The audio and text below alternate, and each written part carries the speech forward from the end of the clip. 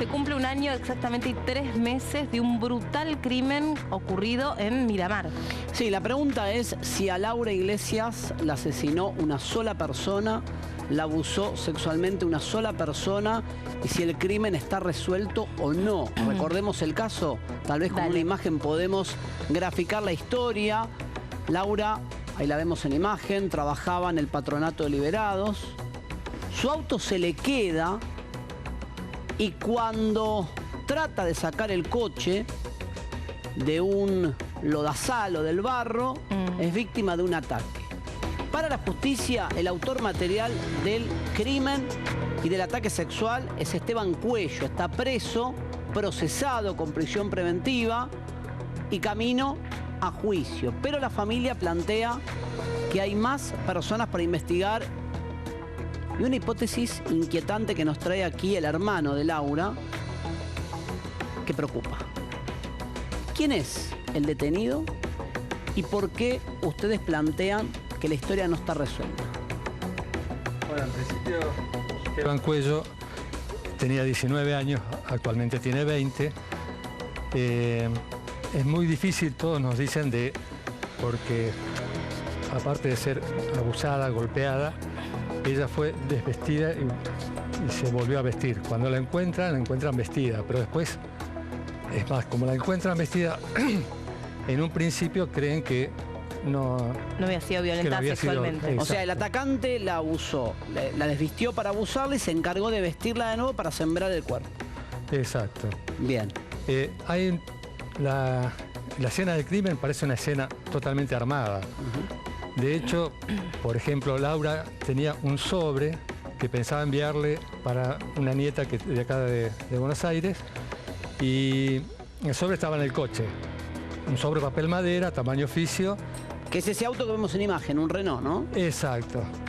¿Y entonces? Entonces, este sobre aparece en el mismo lugar del hecho, que está a un poco más de 100 metros donde estaba el vehículo. Yo no me puedo imaginar que Laura, ante todo ese ataque y toda esa cosa, conserve el sobre hasta el lugar del hecho. ¿Con qué finalidad? ¿Con qué sentido? ¿Pero dónde la atacan? A ver, volvamos a las imágenes que tenemos. ¿La atacan adentro del auto? Cuéntenos la secuencia. Ella sale a trabajar, se le queda el coche. Se le rompe el auto. Claro. ¿Se le encaja el auto en el barro y ahí es atacada? No. Ella a la mañana sale, estaba haciendo un curso en el SIC de Aeroparque de ahí de Miramar. Entonces sale para hacer el curso este. Cuando ella sale, el día anterior había llovido, sale y se le queda encajado el auto. Bien. Vuelve a la casa una vecina, entonces la alcanza hasta el SIC para hacer el curso. Ah, ok. ¿Cuándo vuelve? Sale del curso, va a visitar a un tutelado, una compañera la lleva a visitar a este tutelado. Inclusive ella tenía un cheque encima porque iba a comprar algunos materiales para esta persona. Y después que, bueno, está un rato ahí con el tutelado, vuelve a su casa, come algo, descansa un ratito y tipo 4:30 más o menos, va a buscar el auto. Para ver si lo puede desencajar. Exacto. Recordemos que el rol que cumplía Laura, cuando él dice tutelado para la gente que no entiende, cuando trabajás en el Patronato de Liberados, queda bajo tu órbita justamente la tutela de gente que ha estado detenida o que cumplió algún tipo de castigo penal y tenés que controlar el cumplimiento de la pena, que puede ser con una libertad, con una excarcelación y demás, ¿correcto? Así es. ¿El detenido Cuello fue tutelado de ella? No fue tutelado de ella, el patronato negó que sea un tutelado, pero había una orden de un juez de garantías ya con un mes de antelación de que debía estar tutelado. Y sin embargo, cuando ocurrió el hecho, todavía no había sido asistido. ¿Y él tiene antecedentes por delitos sexuales? Tenía un antecedente, por lo menos un antecedente que figura por el cual fue condenado. Esto fue en Nicanor Otamendi, una localidad cercana a Mar del Plata, sí. Exacto. Y fue cuando él todavía era menor de edad. ¿Por qué usted cree que... A ver, entonces, vuelve para desencajar el coche y en ese momento es abordada, abusada y asesinada? ¿Bien? Exacto. ¿Se llega a Cuello por qué? ¿Cómo descubren que es Cuello el asesino? Bueno, ahí hay una circunstancia que a nosotros nos llama mucho la atención. Estando en el lugar del hecho, cuando todavía no se sabía que había sido violada, un policía dice Aquí cerca vive un violador, un muchacho que tiene antecedentes de violación. Eso lo puede saber un policía de la zona. Claro, pero ¿por qué de violación si todavía la encuentran vestida? Recién después cuando lo hacen... Es bueno el dato, claro. ¿Cómo se sabía que Laura había sido abusada si todavía no estaba la autopsia? Exacto, exacto. Es más, el fiscal en un principio no dice que aparentemente no habría sido abusada porque estaba vestida. Bueno, Después en la autopsia se descubre que sí. Por ejemplo, ¿le faltaban elementos de valor a Laura? Le faltaron el celular, del auto faltó el estéreo. Sí. Después una cosa que no se tuvo en cuenta, Laura usaba anteojos. Los anteojos no aparecieron.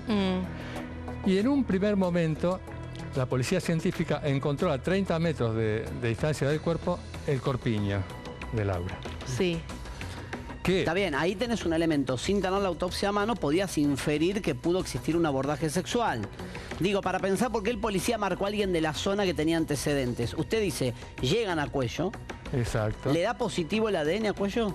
En principio lo detienen, sí, le da positivo. En principio a Cuello lo detienen por el robo del estéreo, porque un testigo dice que ve a Cuello como alejándose del coche con llevándose algo, el estéreo. No, con algo rectangular de color blanco en la mano, que él supone que es el estéreo u otro elemento del vehículo. Es decir, que llegan al sospechoso con el primer cargo que era el robo del estéreo, supuesto estéreo del auto. Exacto. Después le imputan directamente el homicidio y el abordaje sexual. Sí.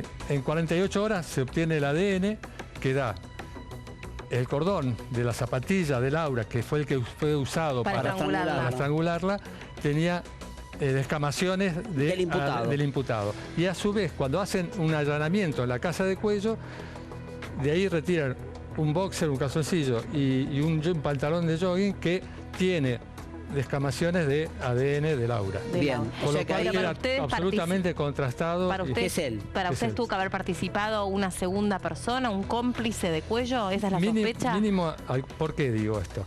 Cuando lo detienen a Cuello, un médico legista lo hace desnudar, lo revisa y no encuentra ningún rasguño, ningún moretón, no encuentra nada. Pero después, cuando se le hace la autopsia a Laura, descubren que ella tenía lesiones. Tiene signos evidentes de haberse defendido. Es más, un dedo así como luxado. Con lo cual el atacante tendría que tener signos de haber sido, a lo sumo rasguñado, tomado con la poca fuerza que le quedaba a la víctima. Y sí, alguna marca tendría que tener en el cuerpo el agresor. Usted dice que no tiene ninguna Cuello. Pero ¿cuánto tiempo pasó desde que encontraron a Laura hasta que detienen a Cuello? A Cuello lo tienen al día siguiente. Ah, ok. De haber resultado lastimado en un... Se tendría que notar. Se tendría que notar. Bien, entonces, ¿por qué la sospecha es que puede haber un segundo autor? Y usted me dijo algo fuera de cámara que me impactó.